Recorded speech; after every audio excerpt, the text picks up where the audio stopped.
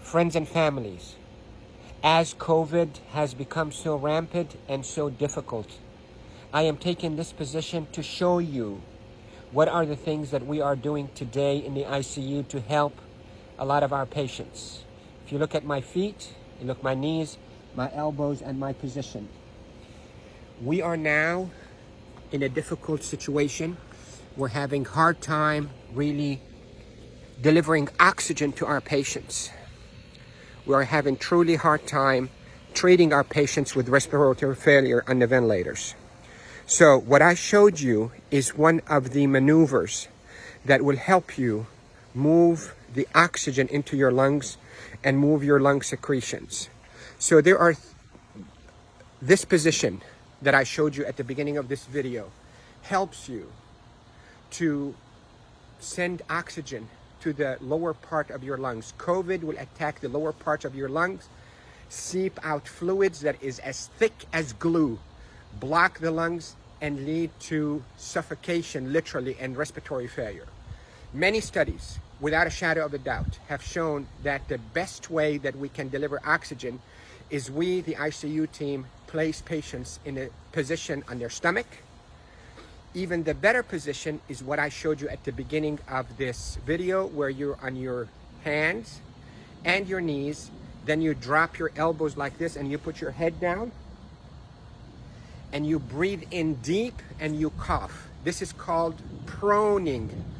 Proning, P-R-O-N-I-N-G, proning position. That position, search it on the internet so you'll see even more illustrations and details, but that position is extremely effective in mobilizing all that gunk and thick secretions, glue-like secretions out of the bottom of the lungs, which is the bigger part of the lungs, out so you can cough it up.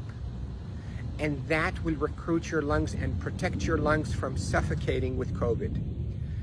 The hand washing, don't pick your nose, masks, is extremely essential, and there are a lot of people who are talking about it, but what I'm talking to you about is from the heart of the intensive care unit. Yesterday was a sad day. We called it a D-Day. You hear about the D-Day in World War II? This is a D-Day for our ICU team. A lot of deaths occurred yesterday in our hospital from COVID, and it's not a joke, and it's not a hoax, and I can tell you we're not fabricating the data. You have doubts and you think we, the doctors, are fabricating the data. You're entitled to that thought. Call me. I will take you and show you how people are unnecessarily dying because of this virus. So, to protect you if you get a lung complaints from that COVID, lay down on your stomach as much as you can, 8, 10, 12 hours a day. And if you can be on your hands and knees and put your hands down like this and put your head down so your back is going downwards. In yoga, they call it downward dog. You can drain your lungs. The way to liquefy those secretions also, you can drink ginger and curcumin that is sweetened with a little bit of natural honey. It will soften all those secretions and will come out.